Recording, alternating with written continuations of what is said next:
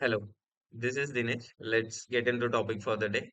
I'm going to talk about agriculture distress and farmer price in India. Um, Today we are going to cover what is agriculture distress and farmer price in India. Then what are the current policies that are available, reliefs that are available to farmers, and what are the things which government can do for the betterment of all these stuffs. And we are going to see limitations for that as well. So let's get into the topic. We call India often as an agriculture economy with large number of population depending on farming for their livelihood. So, however, despite feeding the nation, many farmers still faces severe economic distress, which is getting worse nowadays. And one of the biggest issue is that farmers does not receive fair price for what they produce. This is one of the major impact. So let's see what is agriculture distress. So agriculture distress is nothing. It just refers to a financial difficulty faced by farmers due to low income, high cost and uncertainty. So the and let's see what are the major issues in price realization. Like farmers often sell crops at lower price than what they produce. So this will cut their margins completely, and market fluctuation leads to unstable income. So agriculture market is not stable. It's largely depends on seasonality and demand. So that is one of the factor. And middleman takes a large share of profit. This is one of the big issue. Let's see how we are going to address this and what are the policies can be made for this. Like first of all, we will address the cost for this. So the major reason behind the agriculture distress includes like lack of fair pricing. Like although the government had announces minimum price support under minimum support price, but not all the farmers are getting benefited from that. It's not actually widely implemented. Uh, and then the second one can be they are hugely dependent of middlemen for selling everything. So farmers cannot directly access the consumer market.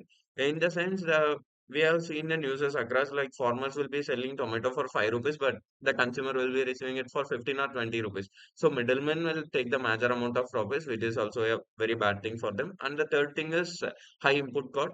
Obvious the costs are rising, but the consumer on the consumer side, the willingness to pay is still the same as how it was 20 years back or 15 years back.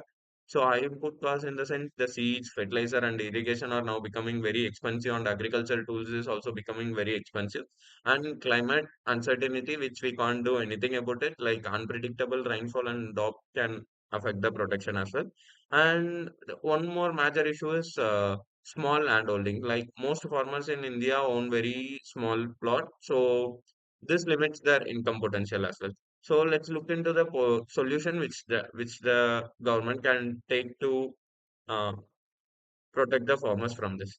First thing is they can strengthen MSP system. MSP system in the sense which we initially mentioned, minimum price support. Though it should have a wide coverage and proper implementation throughout India and direct market access. Like we know platforms called ENAM, which helps farmers sell directly their goods. So the consumer will also encourage buying in that, and there should be a many platform that should be developed like this. And farmer producer organization can be made. This will be helpful for like collectively selling. It's like a collective selling platform which can increase bargaining power for the farmers instead of the sellers.